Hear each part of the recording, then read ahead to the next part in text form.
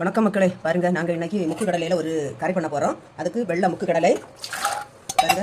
இதை வந்து வேக வைக்கணும். இது அரைக்கிறதுக்கு தேங்காய், கரம் மசாலா, மிளகுத்தூள், மஞ்சள் தூள், இஞ்சி, பூண்டு இதை இனி அரைச்செடுக்க போகிறோம். இப்படி நல்லா நைஸாக அரைச்செடுக்கணும்.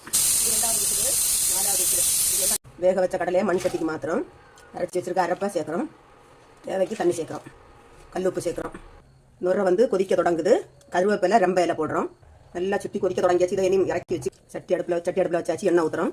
எண்ணெய் காஞ்சாச்சு. கடுகு போடுறோம். கடுகு வெடிக்க தொடங்கியாச்சு. பெரிய வெங்காயம், இஞ்சி, பூண்டு, தக்காளி இப்படி நல்லா கிண்டி விட்டு வேக வேணும். கொஞ்சோண்டு பொடி உப்பு சேர்த்து அதை கிண்டி விடணும். இது கூட கொஞ்சம் கருவேப்பிலை சேர்க்குறோம். நல்லா கிண்டி விட்டு கொஞ்சம் சுருங்கி வாரது வரைக்கும் கிண்டி விடணும்.